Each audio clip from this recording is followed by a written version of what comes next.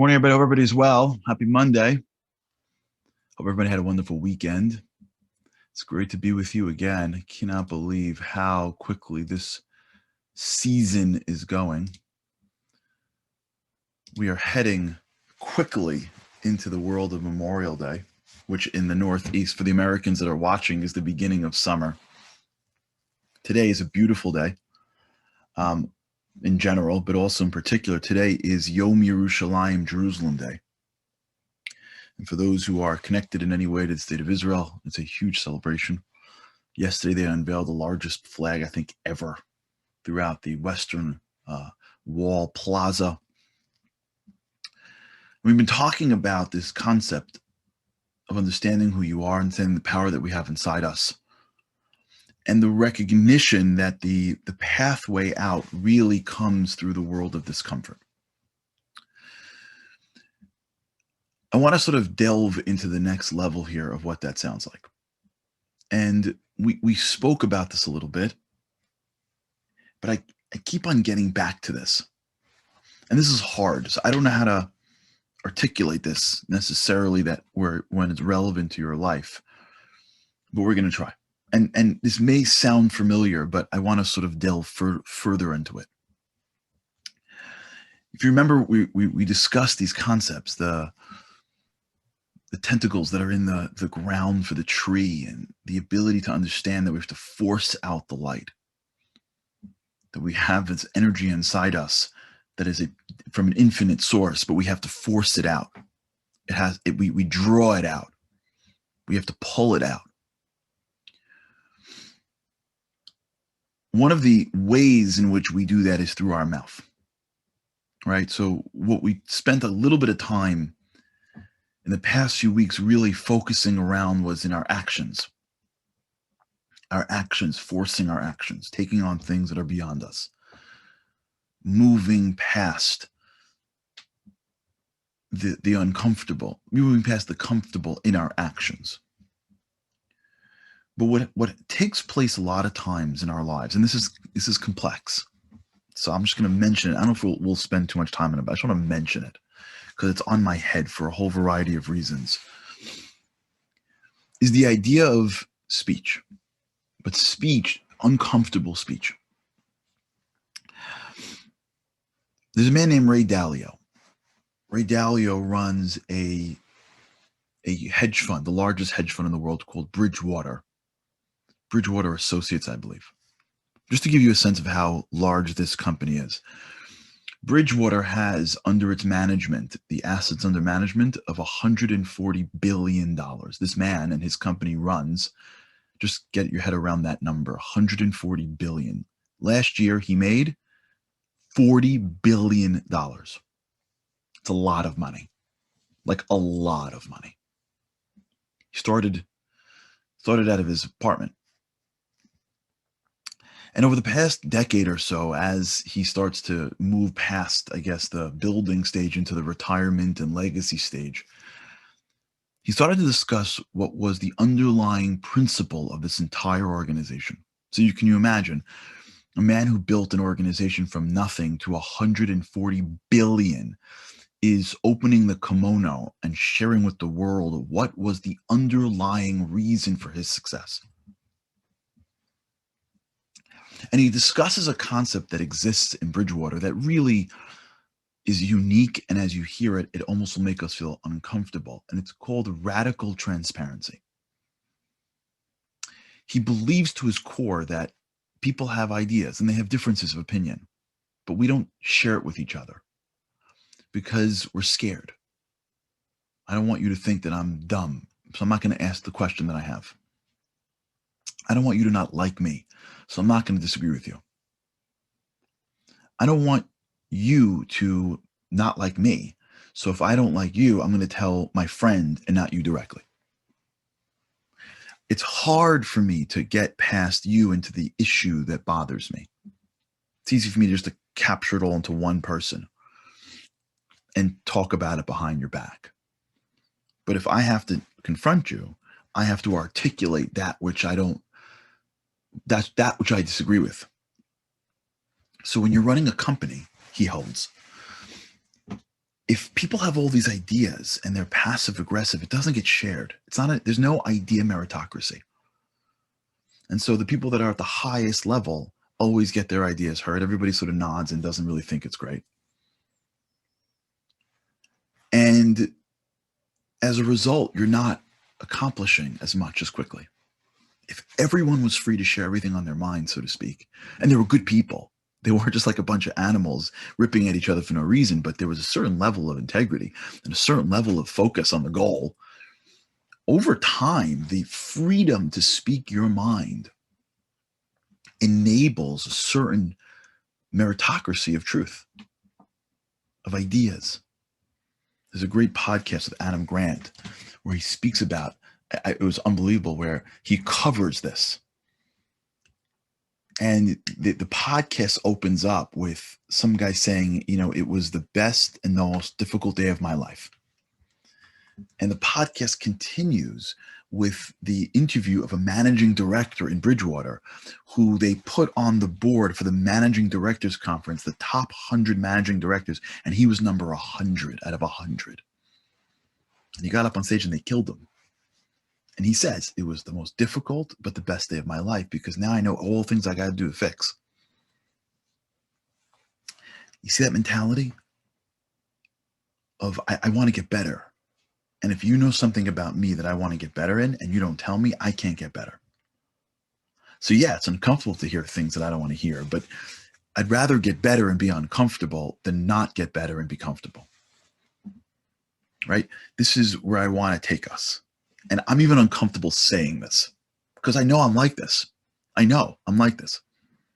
I know when someone like emails me stuff that's criticism, I know I work on myself to be like, you want this. You want constructive criticism. It's hard. No one wants to be criticized. The joke of it, and we all have this in their own ways, that you can be done with something, get 10, good jobs, and get one, so not even like a word, like a look, and you're like, it was terrible. I remember this happened to me once. I came out of a speech once. My wife was waiting for me in the back. And thank God for my wife. Like, I can't even tell you how many times I'm like, that was the worst thing I ever did. I can't tell you how many times this happened to me in my life. Where I'd come out of a speech and my wife, I'm like, let's get out of here. That was horrible. She's like, what are you talking about? I'm like, I'm so embarrassed. She's like, what are you saying? I was there. It was fine. I'm like, no, it was horrible. It was horrible. And even as I'm leaving, thank God, all from God, God puts whatever words in my mouth. I'm a nobody. If you put the words in, and I can have 10 people be like, that was really great. And then one person doesn't even say anything. They're like, and I'm in the car way. I don't know if you're the same way, but it's just me. The whole way home, I'm in that space. I knew it was terrible. It's hard to hear things that are critical of you. It's hard to be criticized. You hold on to all the negative. You know it exactly. I could tell you exactly, which parts. I remember one time we did a trip. I'll never forget this. We did a trip. I'm sure, like we're friends. I could share with you, like we're family. We've been here for so long together. I could share with you all my stuff. We did a trip. I'll never forget. Maybe like 10 years ago, and the first night of the trip, one rabbi came up to me and goes, I got two guys that they shouldn't have been here. They're so negative. They're already trashing it. Like he was like blown out. These two guys came in like from the first second, they were so negative. And I'm like, don't worry, give it time. It's a trip. Like there's so much good that's going to come in the next few days. And every day, this poor rabbi, he brings two dudes that like know it all and like don't want to hear anything and like are skipping out. And the whole trip, this guy's in pain. At the end of the trip, we do these surveys. And I'll never forget, I was like, as I said, rate everybody. And I'm one of the guys you rate on the trip. I'm the trip leader. So you rate me. And I'm watching these guys. So after the trip is over, I go and I look at the reviews, and I see like these guys trashed me totally. And I was so broken over it. And right next to where I was reading the reviews was the office of Yehuda Weinberg, Rabbi Yehuda Weinberg. Yehuda Weinberg is Noah Weinberg's son. And he's like, you're right. I'm like, I don't know what I do wrong. Like, he's like, no, that's how it works. He said his father would always say that whenever you have negativity, it's part of the tapestry of positivity. You got to always understand that this world isn't perfect. You can grow. And it really, really changed my perspective. But we all, at least I feel this way. We all feel this way. It's hard to say things to people that you want to say to them, but you can't. Even if it's positive, it's hard for us. It's hard to tell someone how you feel about them positively if it's weird. It's hard to have conversations that are not comfortable with people if you're going to make them feel uncomfortable, even if it's for the positive. Right? We have family members where it's hard to tell them how much you love them because it's uncomfortable for them. It's hard to say things to people. It's hard to accept criticism. So Ray Dalio says, I'm building a company, but I can't be the best in the world if people don't speak their minds. Then I'll be like everybody else. So he institutes this policy called radical transparency. And by the way, a lot of people leave Bridgewater.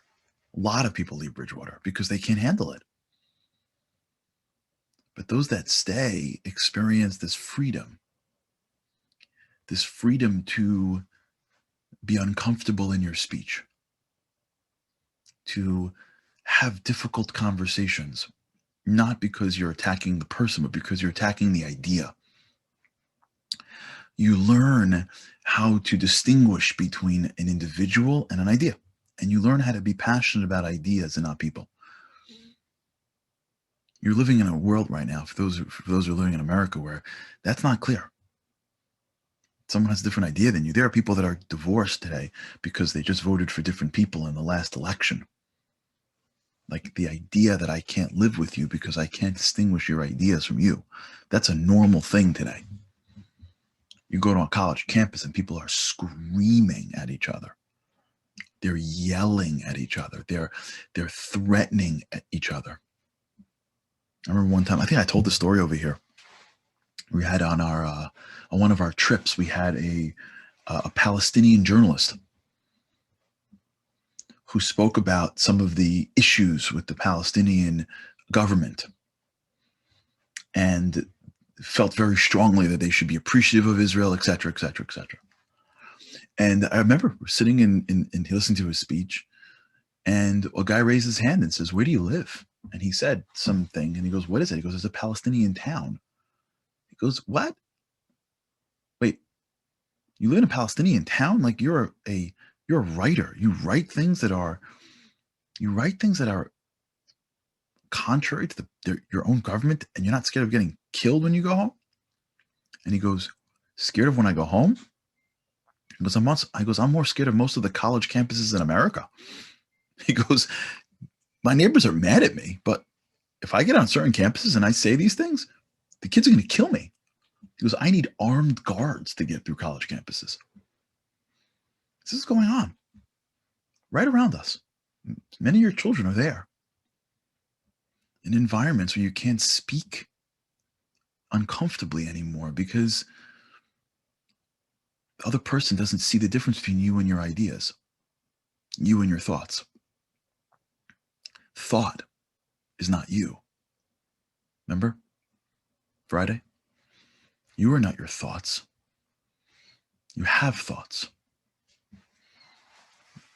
Adam Grant, I'm all in on Adam Grant. I love Adam Grant, just for the record. So he wrote this new book called Think Again. He was speaking about how some of the most successful people have changed their minds multiple times within a year. Because when you think and you hear someone else's ideas and you're open to change, you're going to change your ideas because they have things that you don't have. And you have things that they don't have. And when you're the head of something and you're intellectually honest, you don't know everything and you'll change your mind. And he did this incredible example through the Wright brothers. And he said that one of the reasons why the Wright brothers are so successful is because they beat the garbage out of each other. They were like brothers in every sense of the word, and they would beat each other up intellectually, and they would fight and fight and fight and fight and fight and fight until their ideas were like sharpened. They weren't like, that's a great idea. No, seriously, that's a wonderful idea. And then call their mom, like, Ma, I don't know. Like, Orville's, how do I they would never have anything off the ground, or it would just crash. The ability to speak in an environment that allows you to share what you want to share allows greatness to happen. We live in a world that if you had an idea when you were 15 and someone can find a college essay or a high school essay and use it against you when you were 50 or 60, thought isn't meant to change, but it is.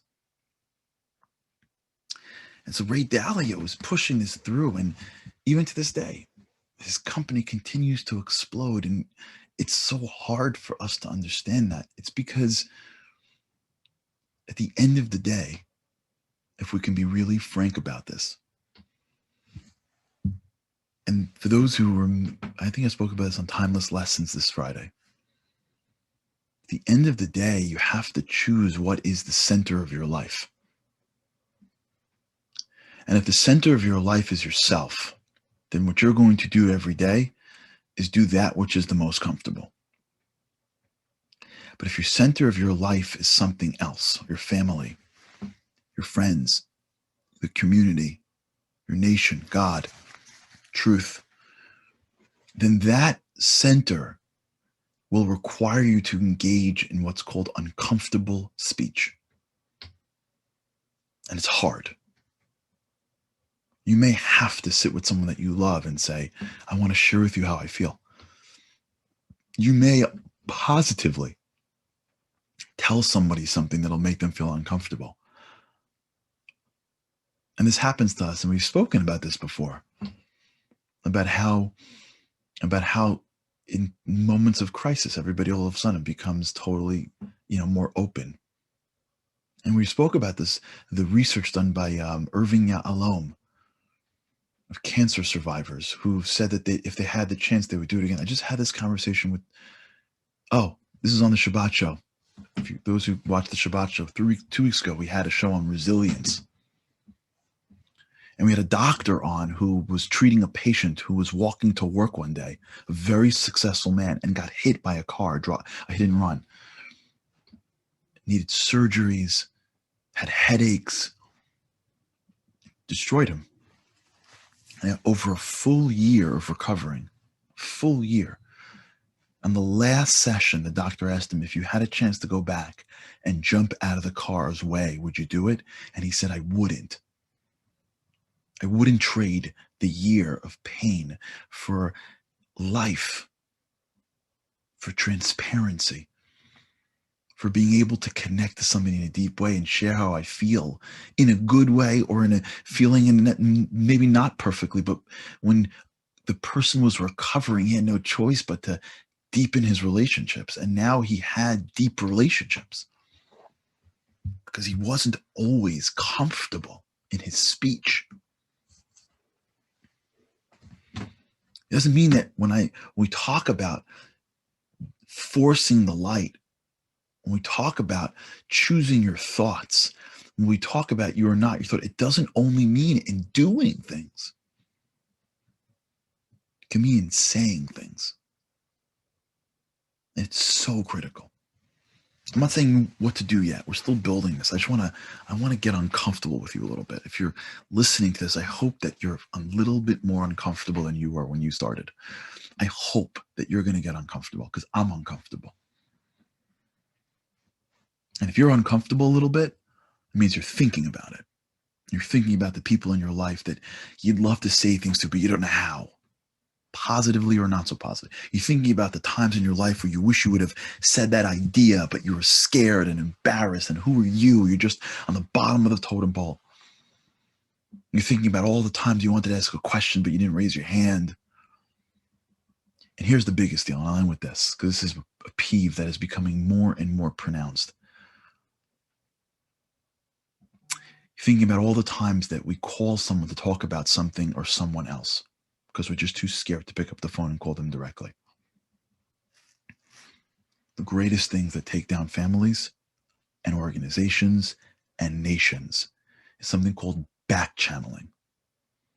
It's a disaster, and we all do it. We back channel.